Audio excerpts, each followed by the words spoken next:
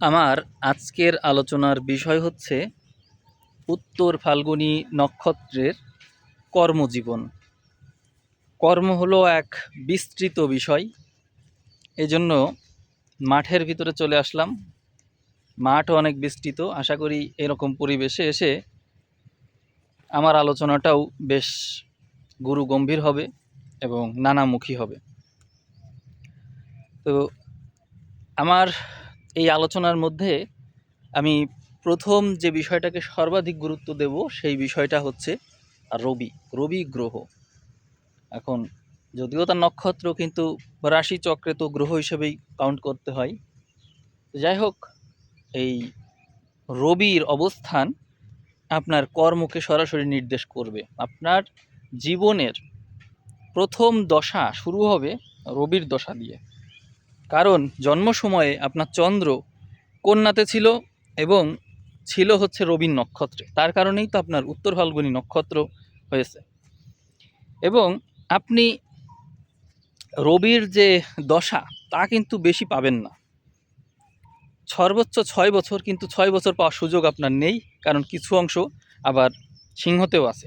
এই জন্য আপনি অল্প সময়ই পাবেন, কিন্তু রবির বৈশিষ্ট্যটা পাবেন, অর্থাৎ আপনার গায়ের রঙটা হচ্ছে লালচে বর্ণের হচ্ছে, এবং আপনার মধ্যে রবির যে ব্যক্তিত্ব সেটি থাকছে, সেই সাথে থাকছে বুদ্ধিদীপ্ততা, বুধের বুদ্ধিদীপ্ততা, এবং বুধ এই ঘরে তুঙ্গি হয়। অতএব আপনি জন্মগতভাবেই আপনার মধ্যে রবি এবং বুধের যে স্বভাব সেটি পেলেন। তার মানে আপনি জন্মগতভাবেই একজন বিচক্ষণ ব্যক্তি হয়ে উঠলেন। এইবার এই ধরনের ব্যক্তি কতটুকু শারীরিক পরিশ্রম করতে পারে সেটি একটু ভাবুন। কারণ যারা বিচক্ষণ ব্যক্তি হয়ে থাকে, বুদ্ধিমান যারা, এবং যারা রাজকীয় আচরণ করে থাকে, যারা প্রজ্ঞাবান, এই ধরনের মানুষ কিন্তু অত বেশি পরিশ্রম করতে পারে না। তাহলে আপনি বুঝলেন যে আপনি ব্যক্তি হিসাবে অতটা পরিশ্রমী কিন্তু হচ্ছেন না, আপনার ব্রেনটা শক্তিশালী, সেটি কিন্তু আমরা বুঝতে পারলাম এখান থেকে। তো সেই ক্ষেত্রে আপনি যে সমস্ত কর্ম বেছে নিচ্ছেন লাইফে, সেই কর্মগুলো আসলে কেমন হবে, এটিই তো প্রশ্ন এসে যায়। আমরা আপনার যে যে জন্ম যে নক্ষত্র পেলাম, এই নক্ষত্র হচ্ছে রবি এবং বুধের প্রভাবযুক্ত ঘর, এবং এই নক্ষত্রে রবি বুধ সংক্রান্ত বিষয় যা যা কর্ম আছে তার সাথে আপনার যুক্ততা হবে। যেমন এমন কোনো কর্ম যেখানে অনেক মানুষের সমাগম হয়, যেখানে আপনাকে পরামর্শ দিতে হয়, যেমন শিক্ষকতা পেশা, শিক্ষকতা সংশ্লিষ্ট যত কিছু আছে, কনসালটেন্সি হতে পারে। তারপরে হচ্ছে যেখানে আপনি হচ্ছে করতে পারেন, পরামর্শ দিতে পারেন, এবং হচ্ছে সার্ভিস ওরিয়েন্টেড যে কোনো পেশা হতে পারে। তবে সব ক্ষেত্রেই এমন হবে যে আপনার পরামর্শ নিয়ে অন্যরা চলতে চাইবে। হ্যাঁ, বিষয়টা হচ্ছে এরকম হবে। তো সেই ক্ষেত্রে আপনি অনেক বেশি উন্নতি করতে পারবেন। এখন আমরা যদি আসি রাজনীতিতেও কিন্তু বড় ধরনের ভূমিকা থাকছে, এবং রাজনীতিতে যারা পরামর্শক তারাও কিন্তু এই ক্ষেত্রে অনেক ভালো করছে। কারণ হচ্ছে এইখানে রবি এবং বুধের যে সংশ্লিষ্টতা, এটা কিন্তু খুব শক্তিশালী হয়ে উঠছে। ফলে এই উত্তর ফাল্গুনী নক্ষত্রের জাতক জাতিকারা রাজনীতিতে কিন্তু অনেক ভালো করে। এছাড়াও যারা বিশেষজ্ঞ তারাও কিন্তু খুব ভালো করে থাকে এই ক্ষেত্রে, কারণ উত্তর ফাল্গুনী নক্ষত্রের জাতক জাতিকাদের রবি এবং বুধের যে স্বভাব, অর্থাৎ রবি নির্দেশ দেয়, আদেশ দেয়, আর বুধ হচ্ছে পরামর্শ দিয়ে থাকে। তার বুদ্ধিদীপ্ততার কারণে অ্যানালিটিক্যাল অ্যাবিলিটি থাকে, তার দূরদর্শিতা থাকে, এবং যে কোনো কিছু সে আন্দাজ করতে পারে। তার যে দূরদর্শিতা, ইনটিউশন, এই কারণে সে এটা পারে। এবং যারা নেতা হয় তারাও কিন্তু ওই স্বভাবেই হয়ে থাকে, অর্থাৎ তারা দেখা যায় আগেই অনুমান করতে পারে যে মানুষের মানসিক স্থিতি কী, পরিবেশ পরিস্থিতি বা তাদের চিন্তাধারা কোন দিকে যেতে পারে, এইগুলো কিন্তু সে আন্দাজ করতে পারে। এই কারণে আপনার যে পেশা হবে সেই পেশাগুলোও কিন্তু এই টাইপের। আপনি অন্যদের মনোভাব রিড করতে পারবেন, এই যোগ্যতা আপনার থাকবে। তার সাথে সংশ্লিষ্ট যা কিছু আছে, যেমন আবহাওয়াবিদ, সে কিন্তু অনেক কিছুই আবহাওয়া সংক্রান্ত বিষয়ে যারা থাকে তারা কিন্তু অনেক কিছু অনুমান করতে পারে। যে এটা হতে পারে, দূরদর্শিতা, এবং তাদের কথা অন্যরা আবার মেনেও চলে বা তাদের দিকে তাকিয়ে থাকে। অর্থাৎ রবি বুধ সংশ্লিষ্ট এই সমস্ত কাজকর্ম আপনার জন্য। এখন আমরা দেখব এই ঘর থেকে দশম ঘর, যেটি আপনার কর্মঘর, অর্থাৎ আপনার বৈশিষ্ট্যটা তখন আমরা জানলাম যে আপনি কী ধরনের মানুষ, কী ধরনের ব্যক্তিত্ব আপনি বহন করেন। এখন আমরা দেখব কর্মঘর। কর্ম দিয়েই তো ব্যক্তিকে জানা যায়, তাই না? তো দেখুন, কর্মঘর হচ্ছে আপনার জন্য মিথুনের ঘর, এবং মিথুনের ঘর হচ্ছে দ্বৈততার কারক। আমরা যদি তত্ত্ব হিসাব করি তাহলে দেখি অগ্নি, পৃথিবী, বায়ু, অর্থাৎ বায়ুতে এসে মিথুন থেমে যায়। অর্থাৎ মিথুনের ঘরটা হচ্ছে বায়ুর ঘর, কিন্তু দ্বৈত। অর্থাৎ আপনি কর্মক্ষেত্রে কতটা চঞ্চল এবং কতটা দ্বৈত স্বভাব যুক্ত তা চিন্তা করুন। অর্থাৎ আপনি হচ্ছে, আপনাকে কোনোভাবে ধরা যায় না। যেমন রাজনীতিতে যদি আপনি থাকেন, ধরা যাক যে আপনি আছেন এই দলে, আবার চলে গিয়েছেন অন্য দলে। এখন আপনাকে যদি আমি জাজ করতে যাই, সেই জাজমেন্ট করার ক্ষমতা আমার নেই। আপনার মানসিকতা কীরকম, যে আপনার টার্গেট আছে একটা, যে আমার টার্গেট ফিল আপ করতে হবে। টার্গেট ফিল আপ করার জন্য আমাকে যে দলে থাকলে এই পরিস্থিতিতে আমি পৌঁছাতে পারি, আমি সেই দলে থাকব। আমার নিজস্ব কোনো স্ট্যান্ডার্ড নেই, অন্যের চোখে আমার নিজস্ব কোনো স্ট্যান্ডার্ড নেই, কিন্তু আমার নিজস্ব স্ট্যান্ডার্ড আবার অন্যরা মূল্যায়ন করতে পারবে না। বিষয়টা হচ্ছে, আমি এই মুহূর্তে দেখা যাচ্ছে এ দলে আসি, আর বি দল হচ্ছে এদের শত্রু। এখন এ দলে থাকা অবস্থায় বি দলের শত্রু আমি, কিন্তু যখন এ দল দেখছি যে এ দল ভালো করতে হয়তো পারবে না, তখন আমি বি দলে যোগ দিলাম, দিয়ে আমি আমার টার্গেটে পৌঁছানোর চেষ্টা করছি। অর্থাৎ মূল কাজ হচ্ছে আমার টার্গেট। আর এই টার্গেটটা কী সংক্রান্ত? এই টার্গেটটা হচ্ছে জনগণ সংশ্লিষ্ট, জনগণের সাথে সম্পর্কিত বিষয়। এটি হচ্ছে মূল বিষয়। এখন অন্যরা যদি তাকে মনে করে, মানে আপনার কথা বলছি, যদি আপনাকে মনে করে যে না, সে বিশ্বাসঘাতক, সে হচ্ছে তার কথায় দৃঢ় না, সে তার লক্ষ্যে দৃঢ় না, এরকম মনে করতে পারে, কিন্তু আসলে তো আপনি লক্ষ্যে দৃঢ়। আপনি আপনার উদ্দেশ্যকে অর্জনের জন্য নানা রকমের প্ল্যান করেন, এবং আপনি আপনার কাজে সবসময় প্ল্যান এ, প্ল্যান বি এরকম রাখেন। অ্যাটলিস্ট প্ল্যান এ এবং প্ল্যান বি রাখেন আপনি। কেন রাখেন? কারণ হচ্ছে একটা যদি সফল না হয়, আরেকটা সফল হবে। আর ঠিক এই কারণে আপনি শত্রুদের সাথেও সুসম্পর্ক বজায় রাখেন। আপনি মিলিয়ে দেখবেন যে আপনি এই কাজটাই করেন। আপনি অন্য মানুষদের পাবেন না এরকম, যেটা আপনি আসলে করে থাকেন। ধরেন আপনি এ দলে আছেন, কিন্তু বি দল শত্রু হওয়া সত্ত্বেও তাদের সাথে আপনি সুসম্পর্ক বজায় রাখেন। কেন রাখেন? কারণ ভবিষ্যতে তাদের দ্বারা আপনার কোনো উপকার হতে পারে, বা যদি কোনো শত্রুতা হয়েও যায়, তাদের দ্বারা আপনি ক্ষতিগ্রস্ত হবেন না। অর্থাৎ দলীয় রাজনীতি থেকে বের হয়ে ব্যক্তিগত কিছু সম্পর্ক আপনি অবশ্যই বহন করেন। এটি হচ্ছে আপনার এক বিশেষ বৈশিষ্ট্য। এবং আপনার আরেক বৈশিষ্ট্য আছে, সেটি হচ্ছে আপনি কারোর সাথে কখনোই শত্রুতায় যান না, কখনোই শত্রুতা করেন না। যত কিছুই হয়ে যাক, আপনি আবার মিটমাট করে ফেলেন, এবং তাদের সাথে সবসময় বন্ধুত্বপূর্ণ সম্পর্ক বজায় রাখার চেষ্টা করেন। যদি দেখেন পরিস্থিতি গম্ভীর হয়ে যাচ্ছে, আপনি ওইটাকে ফান মুডে নিয়ে চলে যেতে পারেন। ফান মুড মানে কিছু হাস্যরস দিয়ে কথা বললেন, সবাই একটু হয়ে গেল, একটু সফট হয়ে গেল, এই কাজটা আপনি করতে পারেন। তো এইটা কিন্তু আপনার বিরাট টেকনিক, যেটা অনেকেই জানে না। আপনি কর্মক্ষেত্রে এই কাজটা করে থাকেন। দেখা যাচ্ছে আপনি মানে জায়গা বিশেষ আপনি খুবই গম্ভীর, খুবই কঠোর হয়ে ওঠেন, আবার জায়গা বিশেষ অতি দ্রুতই আপনি হচ্ছে সহজেই হয়ে যান, মানে হেসে ফেলেন, বা হচ্ছে পরিস্থিতিকে কৌতুকপূর্ণ করে তোলেন। মানে আপনি কিন্তু দুই ক্যারেক্টার বহন করেন। বুধের যে দ্বৈততা আছে, তার কারণে আপনি খুবই সফট, আবার খুবই কঠোর। আপনি খুবই উদার, আবার খুবই সংকীর্ণ। জায়গা বিশেষ দেখা যাচ্ছে আপনি কারোর উপকার করেছেন, কিন্তু সেই ব্যক্তি আপনার সাথে স্বার্থপরতা করলো এবং বিশ্বাসঘাতকতা করলো, আপনার অবদানকে সে স্বীকার করলো না। এইবার আপনি কিন্তু খুবই হিংস্র হয়ে গেলেন তার প্রতি। তার সাথে বিরাট শত্রুতা। যতক্ষণ পর্যন্ত সে আপনার কাছে ক্ষমা না যাচ্ছে, আপনি কিন্তু তাকে কোনোভাবেই ক্ষমা করছেন না, এবং তাকে যা দিয়েছিলেন তার ডাবল তার কাছ থেকে ফেরত নেওয়ার জন্য আপনি কিন্তু চেষ্টা করবেন। অ্যাটলিস্ট আপনি যা দিয়েছিলেন সেটা তো আপনি ফেরত নেবেন। এটা আপনার টার্গেট। কেন? কারণ হচ্ছে ওই ব্যক্তি আপনার সাথে বিশ্বাসঘাতকতা করেছে, এবং হচ্ছে আপনাকে অবমূল্যায়ন করছে, আপনাকে মানছে না সে। এইটা কিন্তু আপনি কখনোই সহ্য করেন না। আপনি অনেক বড় দাতা, আপনি অনেক কিছু দান করতে পারেন, অনেক কিছু দিতে পারেন, কিন্তু যতক্ষণ পর্যন্ত একজন ব্যক্তি আপনার কাছে বশ্যতা স্বীকার না করবে, আপনাকে সে না মানবে, আপনার সাথে তার যে সংশ্লিষ্টতা সেইটাকে যতক্ষণ পর্যন্ত আপনি ভ্যালিড না পাচ্ছেন, প্রুফ লাগবে আপনার যে সত্যিই সে আপনাকে ভিতর থেকে মান্য করে, তাহলে আপনি তার জন্য যে কোনো কিছু ত্যাগ স্বীকার করতে প্রস্তুত আছেন। কর্মক্ষেত্রটা আপনার এইরকম এবং ব্যক্তি হিসেবেও আপনি এরকম। এখন পরিশ্রমের কথা যেটি বলছিলাম, শক্তি সামর্থ্যের বিষয় নিয়ে, শক্তি সামর্থ্য যেমন হচ্ছে এইখানেই যে দেখেন ফসলের রয়েছে, মাঠ মসুরি বলে। এখন আপনি ধরেন কৃষক, তো এইটা আপনি চাষ করেছেন। এবার কি আপনি অন্যরা যেরকম মাঠে এই যে রোদের মধ্যে কাজ করছে, আপনি কি তাই করবেন? কখনো না। আপনি কখনো এই রোদের মধ্যে এসে কাজ করবেন না। আপনি কখন আসবেন? আপনি আসবেন হচ্ছে যখন বেলা পড়ে এসেছে, অর্থাৎ রোদের তীব্রতা একেবারে কম হয়, আপনি ওই সময় আসবেন। অথবা আপনি তো আবার আরামপ্রিয় মানুষ, সকালে আসার সম্ভাবনা আপনার খুব কম। আসতে পারেন যে এক্সারসাইজ করার জন্য, আসলেন, যেই রোদটা উঠলো, ভাল লাগছে না, কিছুখানি কাজ করে আপনি চলে গেলেন। মানে আপনি সবসময় আপনার নিজের রিল্যাক্সেশনকে গুরুত্ব দেন, কমফোর্ট জোনকে গুরুত্ব দিয়ে টেকনিক্যালি কাজ করেন। আর কখন আসতে পারেন? আসতে পারেন যখন আবহাওয়া পরিস্থিতি এমন থাকবে যে রোদটা ওইভাবে নেই, আজকে আবহাওয়াটা খুব সুন্দর, এইরকম একটা আবহাওয়া এসে আপনি কাজ করলেন। কাজ কিন্তু আপনি ঠিকই শেষ করবেন।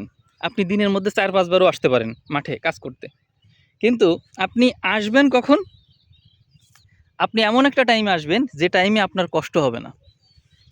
এই যে এখানে মোটরের দানা পাইলাম একটা,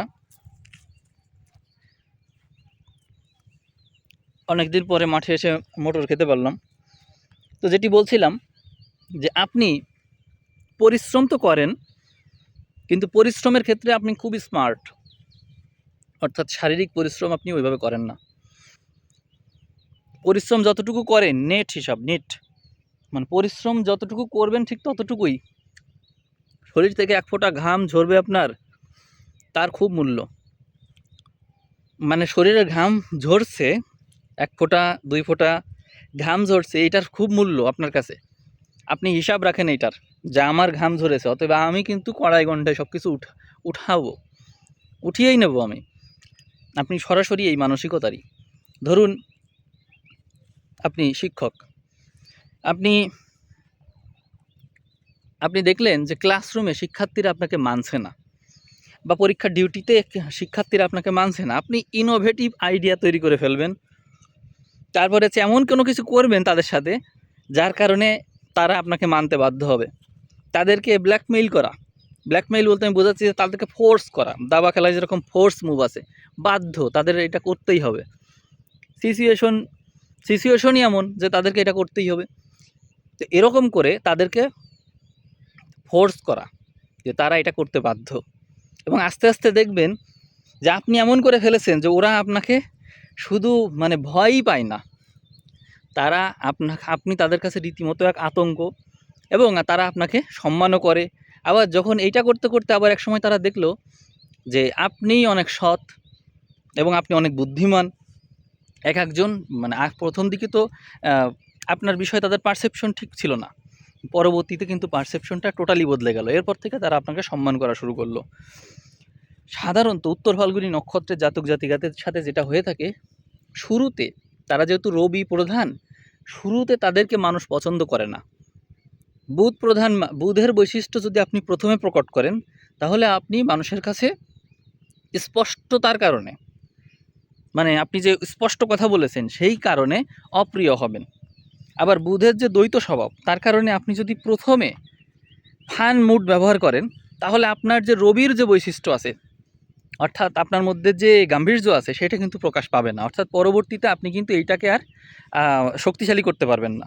সেই ক্ষেত্রে জাতক জাতিকারা যেটা করে, গম্ভীর থাকে, প্রথমেই রবির বৈশিষ্ট্য প্রকট করে, যার কারণে মানুষ তাদেরকে মানে আপনাদেরকে করে, খুব বেশি অহংকারী মনে করে, এবং এই অহংকারের কারণে আপনাদেরকে মানুষ অ্যাভয়েড করে, মানুষ আপনাদের সাথে চলতে চায় না। কিন্তু পরবর্তীতে যখন দেখে যে আপনি সত্যবাদী, তখন আপনাকে আস্তে আস্তে মানুষ গুরুত্ব দিতে শুরু করে, এবং আপনি তো খুবই মনোযোগী শ্রোতা, যার কারণে আপনি মনোযোগের সাথে শোনেন বলে মানুষ আপনাকে অনেক কথা বলে, ফলে আপনার কাছে অনেক তথ্য চলে আসে এবং আস্তে আস্তে অন্যের গোপনীয় বিষয় আপনি জেনে ফেলেন এবং আপনি গুরুত্বপূর্ণ হয়ে ওঠেন। এবং এই যে স্পষ্ট কথার কারণে মানুষ আপনাকে ভয় পেতে শুরু করে।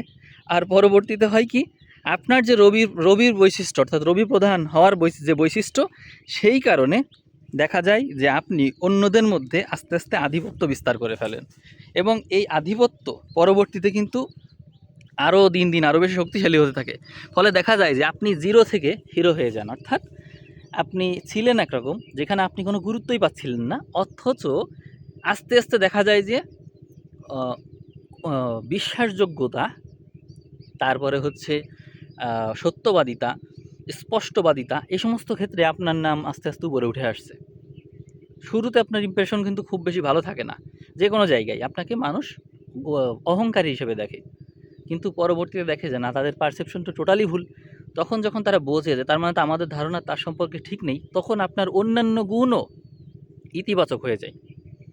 এবং আপনার আরেকটা বৈশিষ্ট্য, সেটা হলো আপনি কোনো একটা বিষয়কে ডুয়ালিটি দিয়ে কথা বলেন। আপনি তাকে বোঝালেন একরকম কথা, সে ওইটাকে হয়তো ওইভাবেই বুঝলো, আপনি তখন ওইটাকে ঘুরিয়ে অন্যভাবে নিয়ে বললেন যে কথাটা তো আমি এইভাবে বলছিলাম। আর যদি ওইভাবে বোঝে তাহলে আপনি বোঝালেন যে এইভাবে আমি বলেছিলাম। এইভাবে আপনি ফান মুড ব্যবহার করতে পারেন, অর্থাৎ যে কোনো কথাকেই আপনি ঘুরিয়ে দিতে জানেন। ফলে রাজনীতিতেই হোক বা যে কোনো বিপজ্জনক পরিস্থিতিতেই হোক, আপনি যদি কথা বলেন তাহলে আপনার কথার যে মায়ের প্যাঁচ, এই কারণে আপনি বেঁচে ফিরে চলে আসতে পারেন। অর্থাৎ আপনি আপনার কথাকে দ্বৈততার রূপ দিয়ে ওখান থেকে বেঁচে আসতে পারেন। এই কারণে আপনি কোনো বিপদে সহজে পড়েন না। আর সেই জন্য রাজনীতি বা যে কোনো বিপজ্জনক পরিস্থিতি, যেখানে কথা বলাটা সবার জন্য উপযুক্ত হয়ে ওঠে না, অর্থাৎ বুদ্ধিদীপ্ততার স্বাক্ষর সব জায়গায় রাখতে পারে না যেখানে মানুষ। যেমন অনেক সময় এমন থাকে, কোনো একটা সভা বা কোনো একটা জায়গায় অনেক দল আছে, সেখানে সবার ভিতরে মিডিয়েটর হিসাবে, মধ্যস্থতাকারী হিসাবে বা বিশেষজ্ঞ হিসাবে, যেখানে সবার মধ্যে আপনি হচ্ছে ন্যায়াধীশ বা নিরপেক্ষ বা হচ্ছে ন্যায় বিচারক, মধ্যস্থতা করছেন বা বিচারক হিসেবে আছেন, সেই ক্ষেত্রে সবাই আপনার উপর বিশ্বাস করবে, আস্থা রাখবে, কারণ আপনি এই বিশেষ গুণসম্পন্ন মানুষ। ফলে দেখা যায় যে সেই ক্ষেত্রে আপনি ন্যায় বিচার করতে পারেন, সবাই আপনার উপর নির্ভর করে। তা আপনি হচ্ছে এইরকম উচ্চ স্তরের মানুষ। তাহলে আপনি আশা করি আমার এই আলোচনায় অনেক কিছু স্পষ্ট হয়েছেন আপনার নিজের বিষয়ে, যে আপনি আসলে কোনো এমন জায়গা যেখানে অনেক বেশি বিতর্কিত জায়গা আছে এবং অনেক মানুষ এর পক্ষে বিপক্ষে আছে। যেমন বিতর্ক, যেখানে অনেক পক্ষ বিপক্ষ আছে, সেখানে আপনি মধ্যস্থতা করছেন এবং ন্যায় বিচার করছেন। আর মানুষ, তাদের তো নিজস্ব জাজমেন্ট অবশ্যই আছে, কিন্তু আপনার ন্যায় বিচারের উপর তারা অনেক বেশি আস্থা এবং বিবেচনা রাখে। আপনি যেটা বলবেন তারা স্বীকার করে নিবে, এরকম পর্যায়ের মানুষ আপনি। কারণ আপনার বুদ্ধিদীপ্ততা একই সাথে আছে, আপনার মধ্যে রয়েছে বিশেষ আইডিয়া এবং হচ্ছে যে কোনো কিছু সৃষ্টি করার যে ইনস্ট্যান্ট যে কোনো কিছু সৃষ্টি করে ফেলতে পারেন। ইনোভেটিভ আইডিয়ার কারণে আপনি কিন্তু এরকম বিশেষ কিছু করতে পারেন যা অন্যরা চিন্তাও করেনি।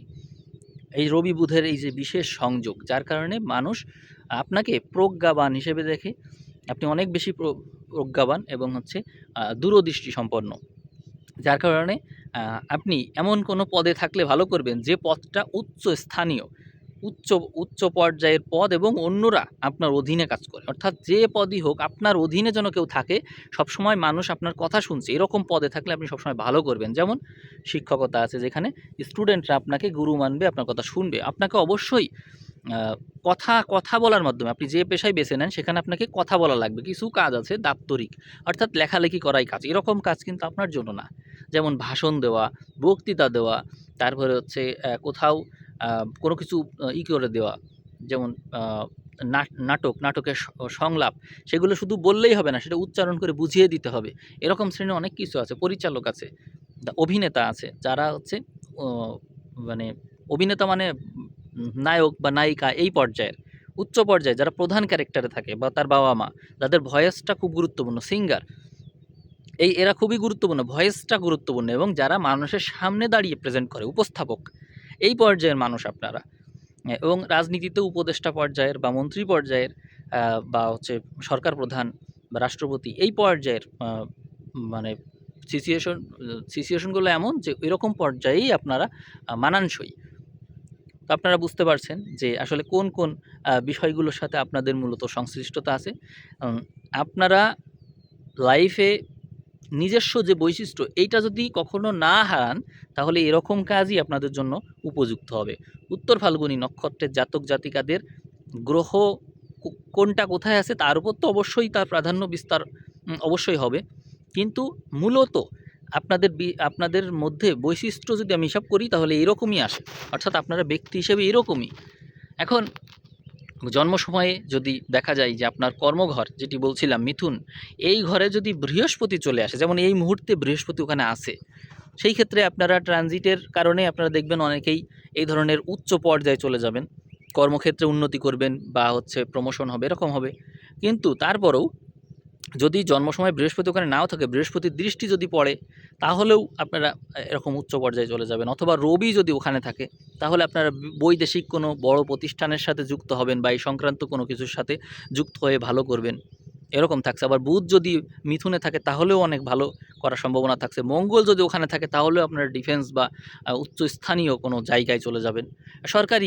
সরকারি বোঝায় আর কি, যে ওখানে রবি থাকুক, চন্দ্র থাকুক, বুধ থাকুক, বৃহস্পতি, শুক্র, মঙ্গল যাই থাকুক মিথুনে, অনেক উচ্চ স্থান আপনি পাবেন। যদি রাহু থাকে বারবার কর্ম পরিবর্তন হবে, এবং বুধ কোথায় থাকলো সেটা অবশ্যই গুরুত্বপূর্ণ, কারণ রাহু তো বুধের ঘরে আছে।